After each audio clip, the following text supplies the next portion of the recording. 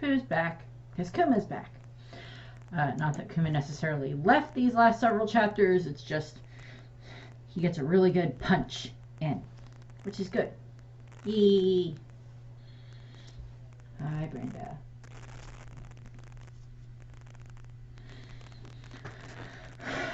Okay, so oh god, just more Oda tugging at our heartstrings and giving us some really good cathartic punching and kicking and radical beaming in this chapter. So that's good. So chapter 1104 is called Thank You, Daddy. And the cover page is just, it's another just request, and it is adorable. It is two mice who are proposing, or it's a male mouse proposing to his lady love, and it is Sanji is in the background, like with this cake, waiting to give it to them as a congratulations. I really hope the girl mouse says yes. Otherwise, that boy mouse is going to have a very broken heart. But he'll have cake, so no, cake does not necessarily equate to getting rid of broken heart all the time, unless you're Big Mom. But yeah, kind of what happened there. But obviously in the picture, as you can tell, I ended up making a mock-up of this, and the mice I went for were Jacques and Mary from Cinderella from Disney, because I am the Disney dork. And Jacques and Mary are, of course, you know, the Jacques is, of course, one of the main male mice in Cinderella, and then Mary is, of course, kind of the female mouse that interacts with them the most in the original movie. And then in the second movie, they actually have like a little subplot thing, a little adventure, where by the end of it, Jacques realizes that, oh, he's in love with Mary and like wants to be with her and everything like that. So we have like this cute little, you know, interaction there between the two of them. So those are cute, and that's why I use them. Of course, Sanji already has this history with mice where he, you know, when he was a kid, he cooked for a mouse, and then, you know, during everything with Wano, he saved the little mouse along with the geisha girl and all of that. So you know, have that whole subplot there with Sanji and mice. So I can see, clearly this is not in the Sunny, this is like in like a castle somewhere, or like some other building somewhere, but I could see it that if there ever ended up being mice that lived on the Sunny, Sanji would befriend them and make food for them. That just seems like something Sanji would do. But going from that into the epic finishing bit of the panels that we got last chapter, with Kuma rearing back with his punch full of feelings, as it says, rearing back to punch Saturn.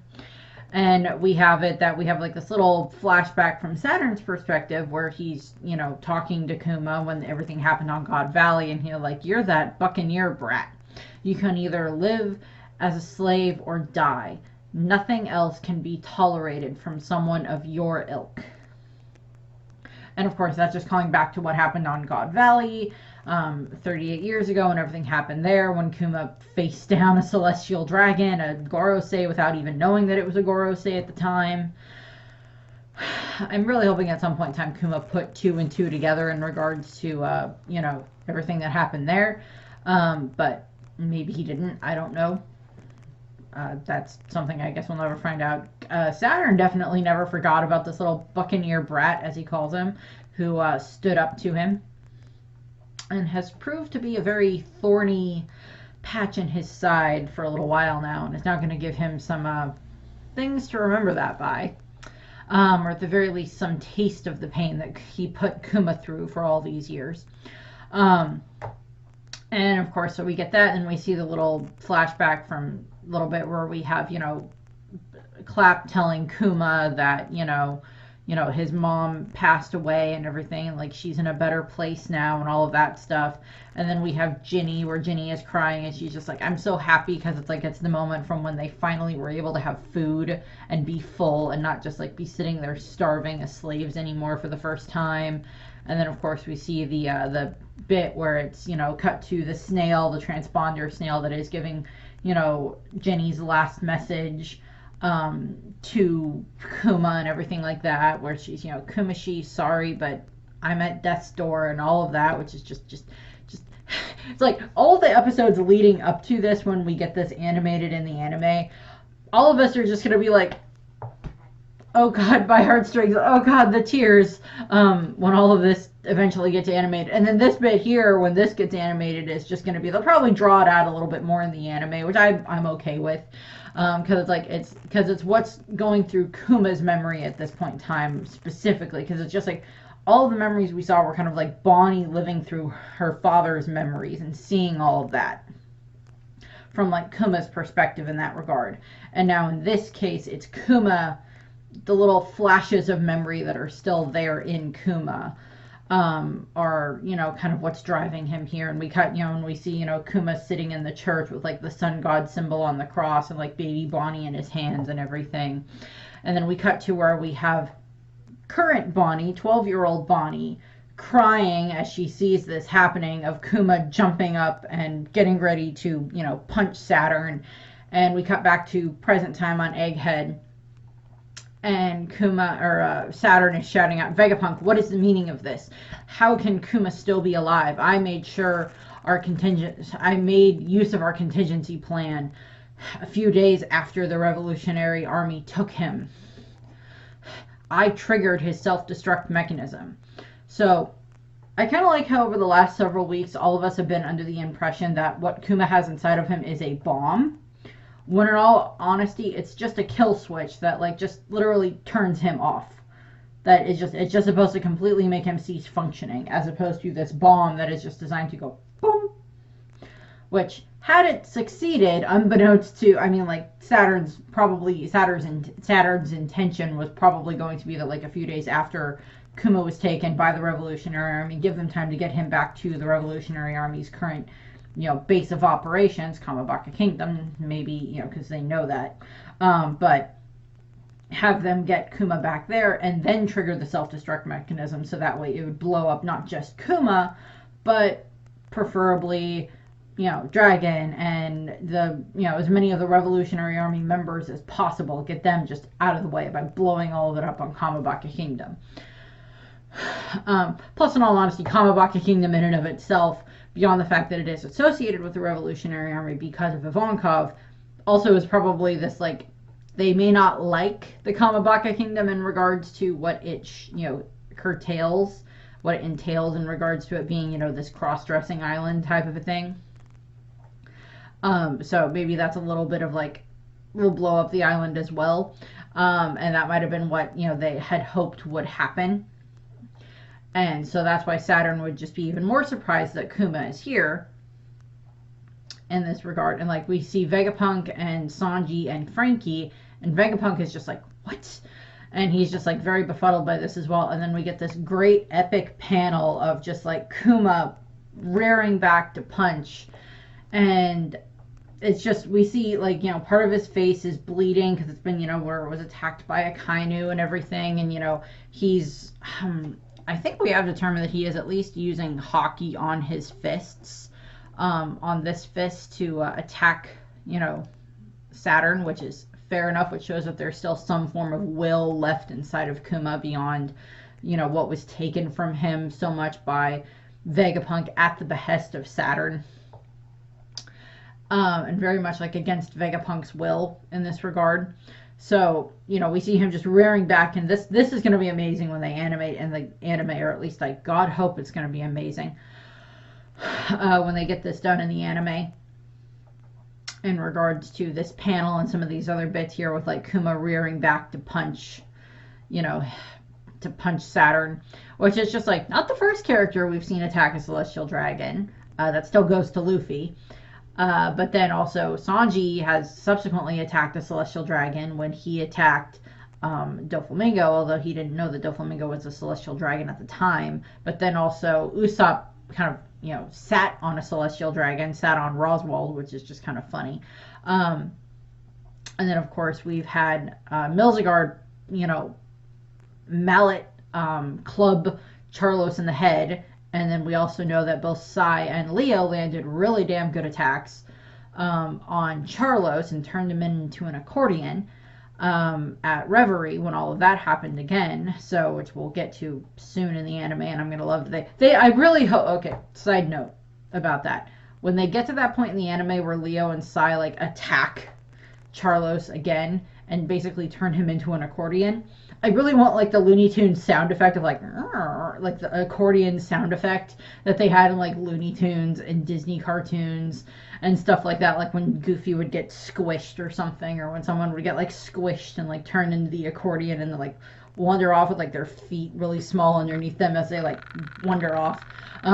So I want that to be the case there with Charlos, just because at least the sound effect, please. I want that sound effect on Charlos. I mean, like, Luffy can pull that off as well, but I want Charlos to have that sound effect just because it's like, yep, that's funny. For that moment. So we have, back to this. Kuma's rearing back and just, rallying all of his emotions and all of the hatred and anger and everything like that he has for Saturn. And then the next bit is just we see it connect. And then Saturn, Kuma finishes the follow through and Saturn just goes flying. And Saturn is not happy about this, but this is going to be amazing when they animate it in the anime. I can already tell you that, or at least I frickin' hope it will be. And Kuma finishes the follow through. Saturn falls. Everyone around is just like, oh my god, Saint Saturn got punched. And like Saturn just is sent flying, and we see him flying into all of the buildings on Egghead Island and just, crashing into them and demolishing them. And we see that one of his horns gets broken off. I think it's his left horn. Whichever horn that gets broken off, and he's just like sitting there like kind of like on his back struggling to get up as like all of the buildings are falling on him and burying him underneath the rubble, which is just like, ha ha, Mr. Science God is getting crushed by science. The science god who wants to hold back so much of the world is getting crushed by the science of the man who wants to try to bring the world into a better era and a more bright future, and that's just crumbling on top of Saturn. So I just find a bit of poetic justice in that, given the circumstances. And then we see all of the Marines are just like, oh no, the town, what's going on? Did Kuma do that? Because they're under the impression that maybe Kuma is the one that just caused all of this damage, that it's not Saturn. And then we cut to the admirals, where we have Admiral, what one is he that's there? I don't remember, but one of the vice admirals is there. Oh, a bunch of the vice admirals are there because they have a buster call called on the island. But we have the vice admiral that was talking to Saturn earlier in the chapter, and he's just like, he just punched one of the 5 elders.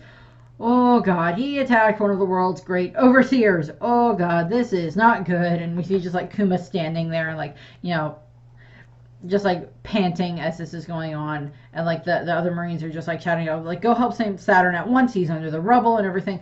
For someone of his status to be struck by a slave, this is unprecedented. And I mean, from their perspective, yes, this is very much unprecedented, given the fact that like in their minds, Kuma has been nothing but this loyal servant, for the time that he was a warlord, has been this loyal servant of the Gorosei, of the Celestial Dragons, of the world government for all of this time frame. And then, he got turned into the slave at Marijois, and then, that's where he's been since, just after the time skip, or just about the time skip ended. That's where he's been.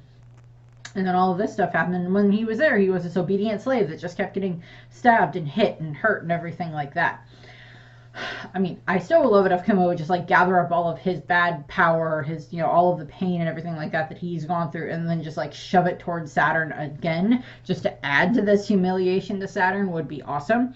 But that could still happen because Kuma's still around at the end of the chapter and he hasn't gone kablooey or just like no longer functioning. So that hasn't happened yet. So they're just like, oh my god, and like Kuma is like falling to his knees as this is going on. And now Sanji and Vegapunk and Frankie and Atlas are all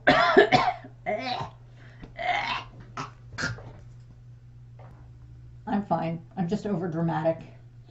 Friend is like, I am aware of that, Mom. I am aware that you are over dramatic. So are you.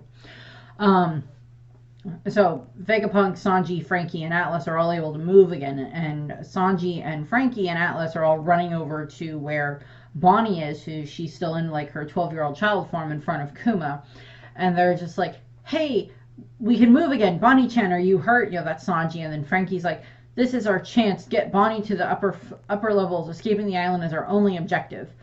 And, and like Kuma's got like steam coming off of him as this is going on.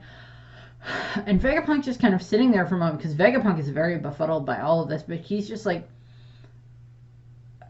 he's remembering what Saturn said of like, what's the meaning of this?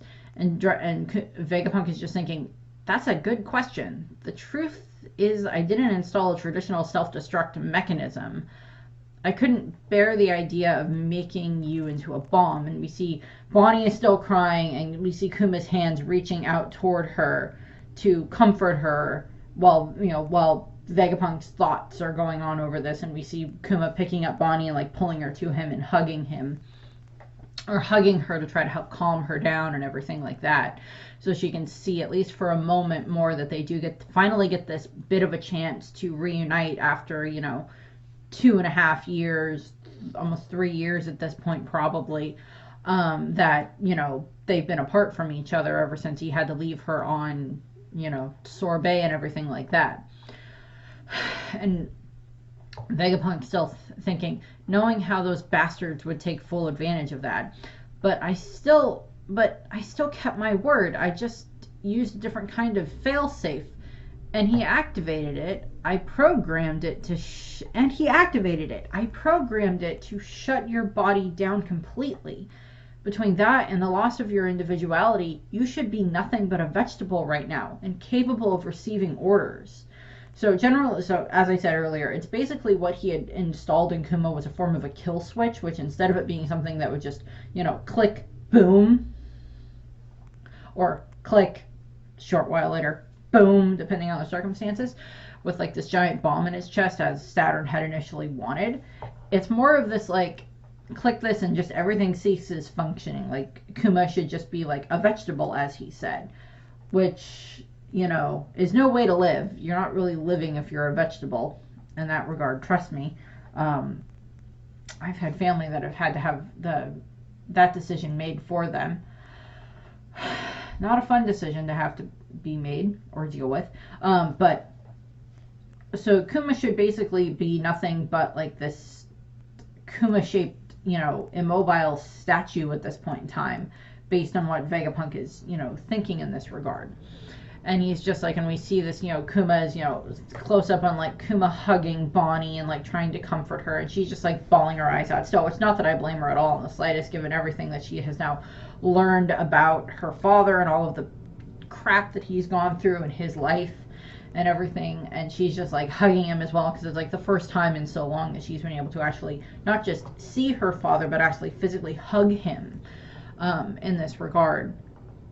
And Vegapunk's thoughts are still going, and it's just like, even accounting for Bonnie's presence here, you shouldn't have been able to reach us. So how are you still moving? It almost seems beyond science. It can't be what I'm thinking, can it?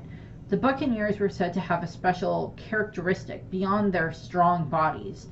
After all, your people once ... So I'm going to go back to the vegetable analogy for a second here. A lot of the times when people are a vegetable to a degree in this regard, that means that their brain has stopped functioning, and they have to have like, tubes and stuff like that to do all of the, tubes and monitors and things like that to like keep their body still functioning to a degree while their mind is just kind of gone. Now, obviously, and it's something that's very famously used in different, shows, movies, cartoons, anime, whatever, where if someone is in a coma, depending on the type of coma they are in, they are sometimes able to come out of it. And because I'm the Disney nerd, equate this to, the true love's kiss thing, where it's like, they're in like the sleeping spell or whatever, like Snow White and Prince Charming and Prince Philip and Aurora and, different other variations of that trope, where it's just like, oh, the girl is asleep and she needs to be woken up by her true love. Or in certain cases, it's the prince is asleep and he needs to be woken up by his true love. If I'm going to take some references from Once Upon a Time, because that's the way I am, and such. And so we have those moments there where it's like this different kind of true love. And I made, and a lot of people, given the last several chapters of, Kuma showing up and equating this to like and it just happened in the latest episode for the anime where, the we're kind of introduced to like the sea beast and everything like that, and the giant shark, and Lola's just like, yeah, no matter how much reprogramming we do, we can't get it to fight its instincts. We can't override those. And a lot of us made the comment on the fact that, the thing that could be driving Kuma is like his last remaining instinct is this instinct to protect Bonnie. Yes, all of this individuality has been wiped, all of this stuff of him being a cyborg and everything is still there, but they have all been overridden by the fact that his daughter is in trouble, and somehow something in him knows that. And he is going to find his way to Bonnie and use what last bit of strength he has to get through whatever obstacle is between him and his daughter, so that way he can at least get to her and say goodbye to her one last time, and finally, give her the hug he's wanted to give her for so long and everything like that, and have like this one last thing with her. And it doesn't matter if that's the red light in his way, he doesn't care if that's an admiral, the fleet admiral at the top of the red line in his way. He doesn't care if that's a bunch of Marines on an island that are in his way. He doesn't care if that is a giant demonic spider buffalo god demon thing in his way, who is one of the highest powers in the world. Kuma does not care. He will go through all of this in order to try to get to his daughter.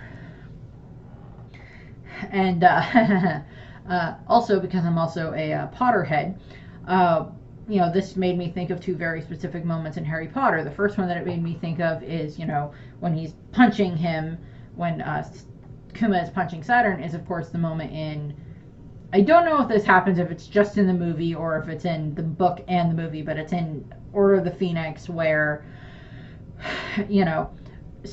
Lucius has Harry and the others cornered in the Department of Mysteries area, and Sirius shows up and he's, get away from my godson, and punches Lucius, and then Lucius just falls to the ground. I know that at least happens in the movie. I don't remember if that specifically happens in the book, but it's definitely one of those moments where it's like, that should have been something that was in the book. That's one of the times where they hit it better in the movie than in the book.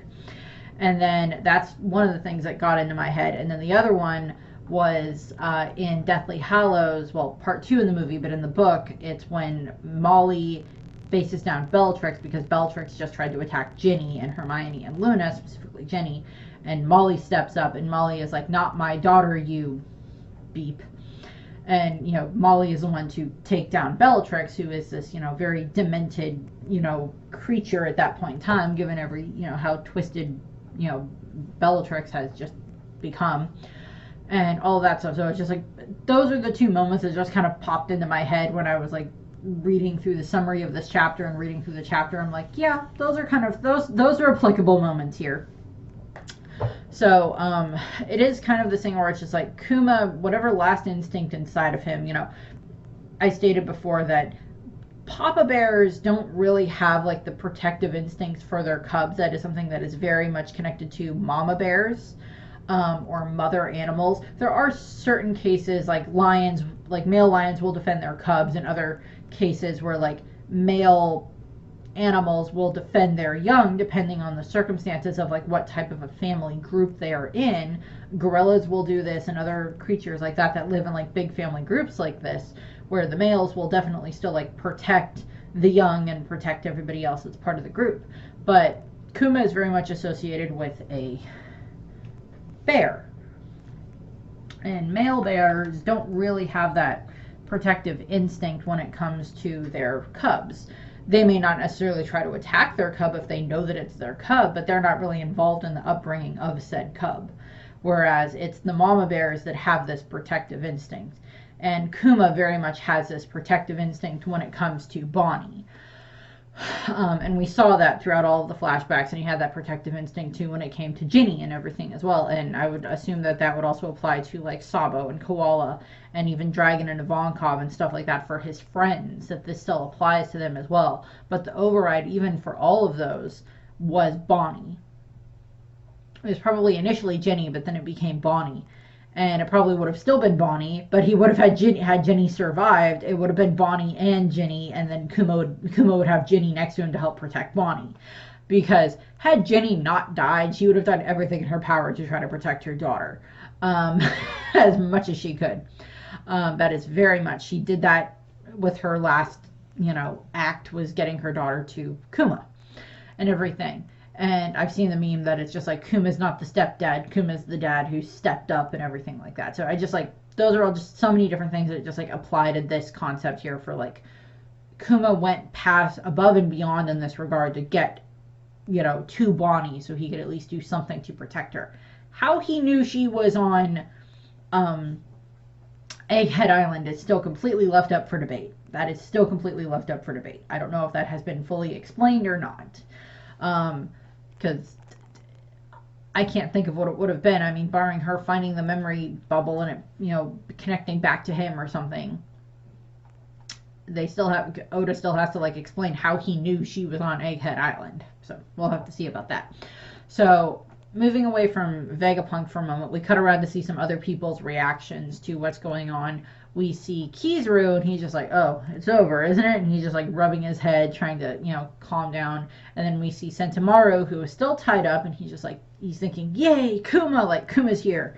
So, hopefully this will turn the tides. And then we see possibly two vice admirals or two rear admirals, whichever one it is, and they're just like, where's Straw in that? He disappeared right before we could apprehend him. There's no way we can call in such a failure. So Luffy seems to have vanished, as Luffy tends to do. And we finally cut back to where we see, Bonnie and Kuma, and Bonnie's like gently reaching out to like touch Kuma and touch his face. And she's still in her little child form. She's not like in her big grown-up adult 20 something form. She's in her 12-year-old form, her true form. And she's thank you, Daddy, for everything. I saw your memories. Mommy seemed like an amazing woman, and I saw how you actually wrote me lots and lots of letters. That made me so happy. So it's like, yes, in the roundabout way, even though Alpha shredded all of them, Bonnie still got to read every single one of those letters that Kuma sent her while he was out traveling as the warlord, and everything. So it's just like those letters still found their way back to Bonnie. And she's just like, I'm, thank you, Daddy, for the title of the chapter and everything like that. And she's like, we cut away again, we get like this more broad picture of it with like Kuma still like holding her very gently to him as she's like hugging him. And she's like, I don't care if everyone calls you a tyrant, 'cause I know there's no one kinder than my dad. To me, you're the coolest person in the whole wide world. I'll never, ever forget that. And she's just like, I love they even have like the little figure, it's just like hug is like what's going on. So it's just like she's hugging him and he's hugging her.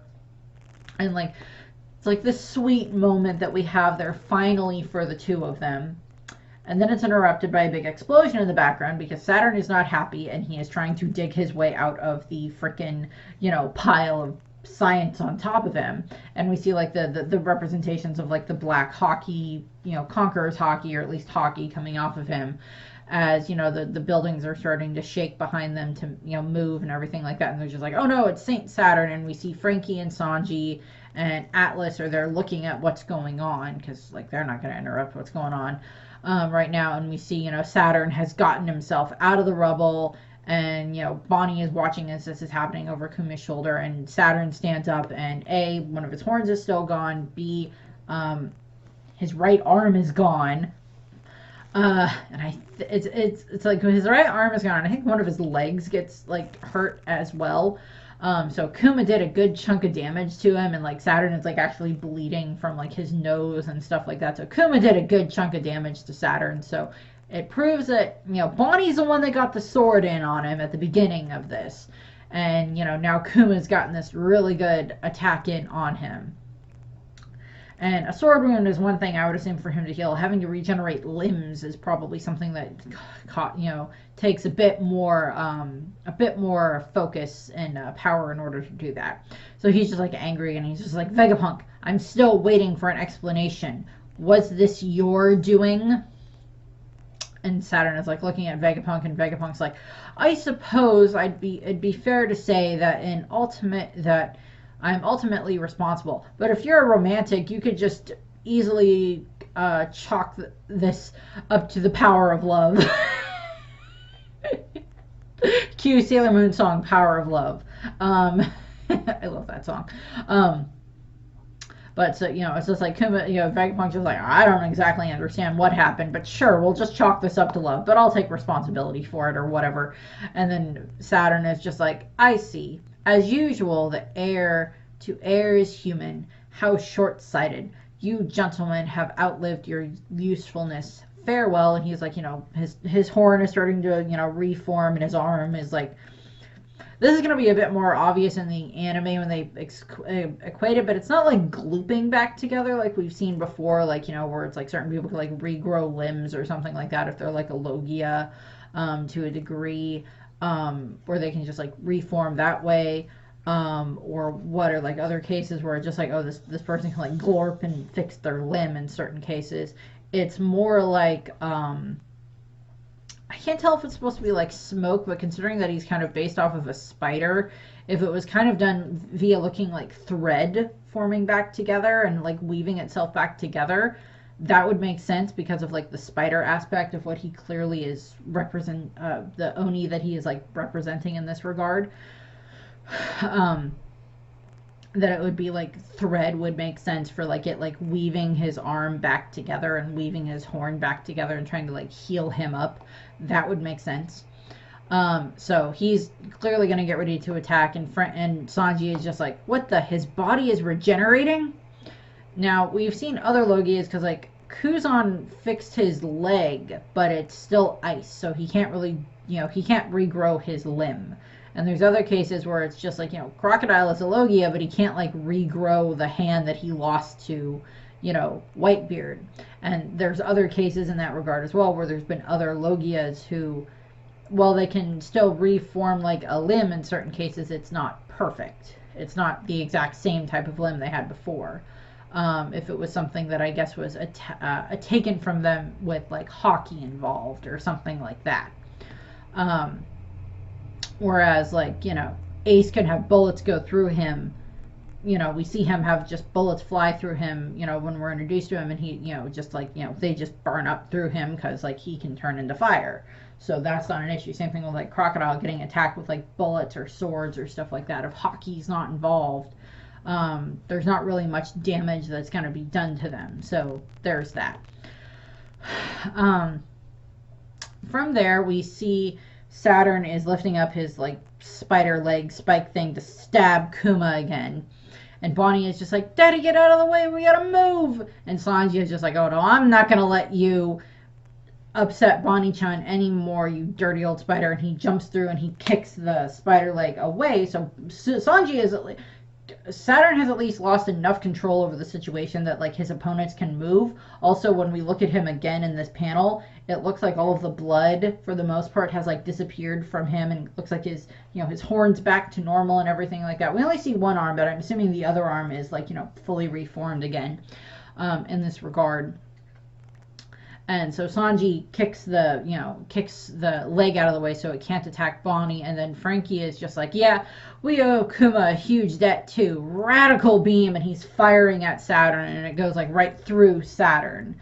It goes like through like his chest area, but like at like a side angle, so it'd be going like into this and then out over here. So he's firing there. And Kizaru is getting up and he's like, my goodness, you certainly have grown a lot. Because it's like, he was kind of one of the last opponents that they dealt with when they left Sabaody and everything, before they had like all of their training and everything like that. So he's at least gotten, he's gotten to see what they were like back then, and now he's seeing how far they've come in this regard, for how much stronger they've gotten. And he jumps up, Kizaru jumps up and is getting ready to attack Frankie. And Frankie, either Kizaru makes noise in this regard, or Frankie at least has enough perception around him to be able to like sense that something is coming.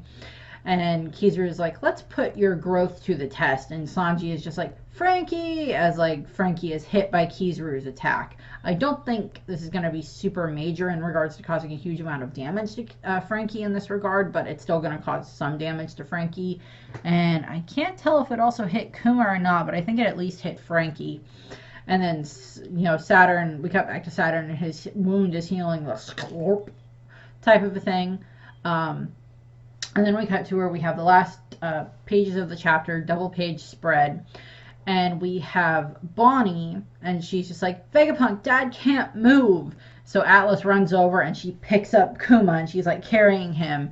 And Vegapunk is just like, Atlas, can you carry him to our meeting place in the Labo phase? And she's like, leave it to me. So she's carrying Kuma. So we get like this good size comparison between Atlas and Kuma. And I kind of think that maybe Atlas's size may have been based off of like Kuma's size to a degree.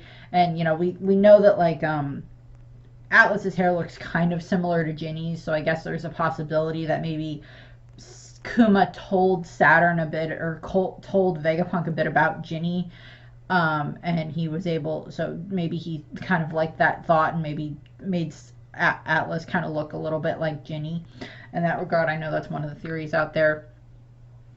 And we see Kizaru with Saturn, and Kizaru is just like, now that Kuma's joined us, wouldn't you agree there are too many players on the board? I think it's time we wrap this up. And we see Saturn, or see Vegapunk just like, you know, kind of like, you know, admonishing Kizaru, and he's just like, you're a sad, sad man, Kizaru. Have you no heart? And Kizaru is just like, I should have brought a darker pair of sunglasses, shades. I'm going to embarrass myself at this rate. So he's just like adjusting his shades and everything like that. Whether that means it's like, at least if he was wearing shades, he could hide the fact that he's feeling guilt over this or something. I still don't know if I buy the whole thing of like Kizaru is going to be a, like Kizaru is going to turn on Saturn. I still don't know if I believe that or not.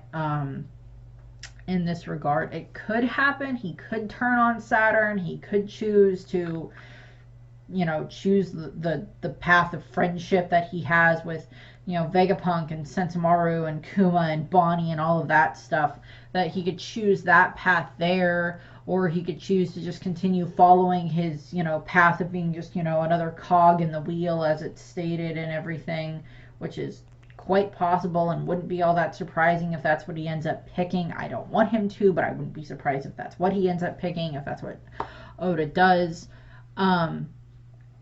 So, you know, Kizaru got a bit admonished there by Vegapunk, and then we cut to like this big outside shot of the island where we see all of the Navy ships. And I'm assuming it's either like someone, either Kizaru himself is like calling on like a snail to activate the Buster Call, or it's something that Saturn has, and he's just like, the Buster Call protocol has been authorized. By the authority of the world government, this island has been declared a threat to the entire world. All ships take aim. Reduce everything to ashes in the name of justice. Which, obviously, not the first time we've seen Buster Calls in this story. Not by any means. The reason we know how horrible this is because of Ohara and because of Enies Lobby and everything like that happened there. Is we know about how that the horror that this causes, the pain that these things can cause, that all of this can be done to, that can be equated in this regard. And what ends up happening is, of course, this is going to lead to all of the all of the ships are going to start firing on the island, and we're going to get shots that may end up causing, once ever we figure out where Robin is, which still has not been explained to where Robin is. Robin might be like, oh no, this is not good, and like just start having flashbacks to Ohara and everything, and the rest of the Straw Hats that were there at Enies Lobby would have all these flashbacks to like, oh god, not this again, in regards to that. So we're going to have that probably happen in this regard. And so we cut around to that, and then we see, or those are probably what we're going to start with, probably next chapter or some part in next chapter, and then we cut to Saturn. And it's this very close, ominous look at his face, and he's just like, a traitor who studied the taboo secrets of the world, the survivor of a bloodline that should be extinct, and the pirate who awakened the power of that ancient god. This island has been completely infested. So it's literally, he's just like, Vegapunk studied the sciences, studied all of this stuff about the true history. He has to go. Kuma, just because of his bloodline, needs to go beyond everything else that Kuma has just done and has done continuously against the world government over the last 38 years of his life. and the whole course of his life for just existing. Those are he's angry about. And then it's also just like everything because of Luffy being Nika is also what he is just so angry about. And I mean, so Saturn is clearly this kind of like, he's evil and he knows he's evil and he doesn't care because he sees anyone else that is below him as an insect, as he has stated, where it's just like, pretty much in his opinion, anyone who is not one of the other Gorosei or Im are probably just insects in his opinion. Even other Tenryubito in that regard. Even the God's Knights are probably, just like insects in his opinion, which considering he's a spider, and spiders tend to eat insects, that kind of applies there. But also, he sees even like the admirals and such that are these very powerful fighters in this regard, and even the warlords, when all the very powerful warlords were around, he sees them as just insects, and just like all the Gorosei see them as are just pieces on a chessboard.